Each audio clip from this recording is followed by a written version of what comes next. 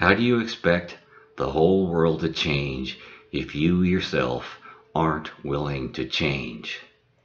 One of the tenets of equalism is that we must stop finding excuses to separate ourselves and start finding excuses to unite us.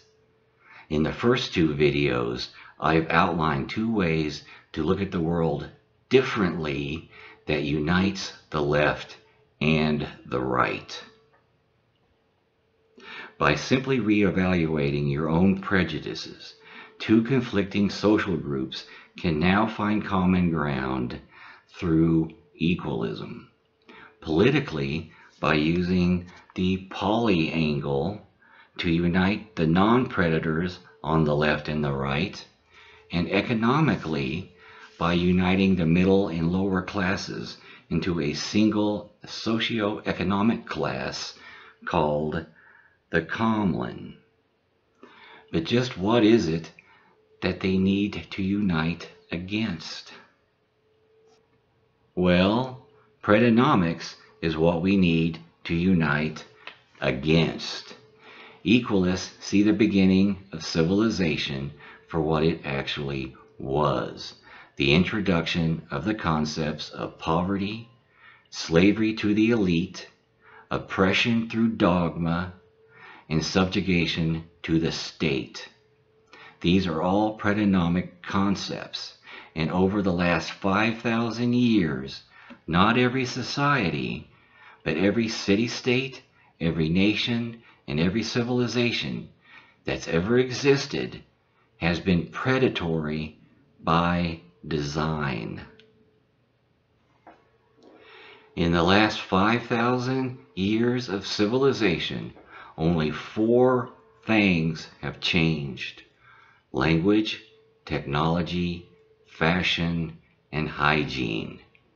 Predanomics has remained constant. Predanomics is the foundation of all fascism. All the different forms of fascism that's ever been practiced falls under the umbrella of Predanomics. All Predanomic societies have possessed some or all of the following characteristics: elitism, capitalism, nationalism, militarism, ritualism, scapegoatism, and poverty. Also, they tend to practice double standards, blacklistings, and lots of secrecy. They'll have secret police, they'll pass secret laws, and they'll keep the locations of many oppressive bureaucratic agencies completely secret from their own citizens. Another Predanomic trait is to use propaganda to misrepresent concepts and ideas that may challenge elitist authority. If I had the misconceptions of socialism and communism as many conservatives have, I'd be afraid of it too. If I had the misconception of free marketism as many on the left have, I'd be afraid of that as well. The elite are purposely misrepresenting these ideas to their respective supporters to keep us divided. Socialism has never been about huge governmental bureaucracies, government intrusions into personal lives, and government ownership of anything. Free marketism has never been about huge business bureaucracies, corporate intrusions into personal lives, and the massive accumulations of personal wealth. These misconceptions have been created and perpetuated by the elite.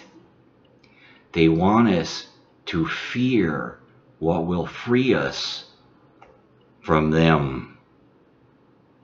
In actuality, free marketism and socialism have the same goals: to equalize society, to increase human freedom through the economic and political equalization of society, to remove the social monopoly of privilege held by the elite. Again, we ask you to change your way of thinking here. The elite are no more free than anyone else. People often confuse wealth with freedom. What wealth gives the elite is privilege, not freedom. The elite gladly exchange their own freedom for social status and privilege.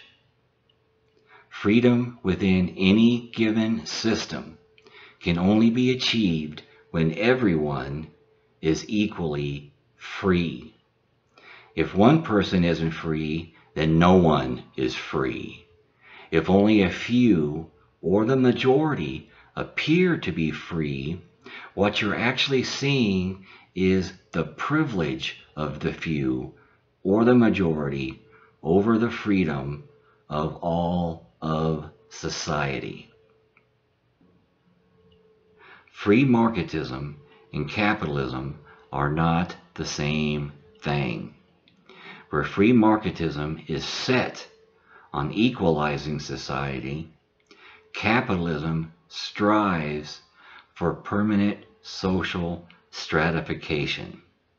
To paraphrase the Marquis de Sade, it's better to side with the prosperous wicked than the righteous failures. There has never been a more concise and accurate description of the mindset of capitalism than that. The word capital simply means money.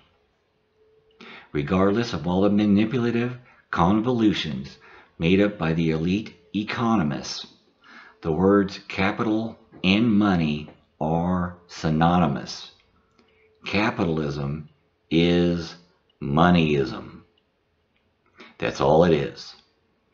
A system based upon the worship of money, its pursuit and accumulation. Capitalism is any system where those with economic wealth possess and corrupt the political process.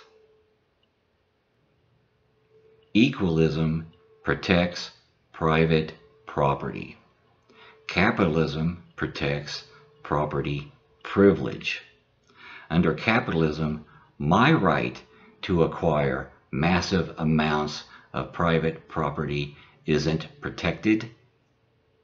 That right is reserved to those who already possess massive wealth.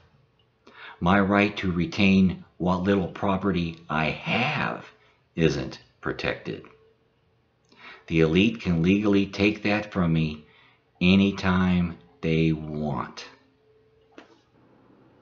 Another misconception perpetuated by the elite is the idea of the redistribution of wealth. Equalism abhors the redistribution of wealth. Wealth must stop being redistributed from the common to the elite. Where do you think the elite get all their money? They get it from stealing from all the rest of us through the rigged game of capitalism. That's the true redistribution of wealth, and it will end with equalism. The same elite that corrupt government also corrupt business. Under Predanomics, both government and business are used by the elite to maintain its wealth and power. Predanomics is any system where, when the elite pay you, they're your boss. When you pay the elite, they're your boss. And this is enforced by law. The laws state the elite have authority over you no matter what.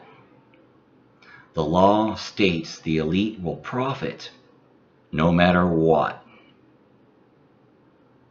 So how can liberals expect the government to protect us from business?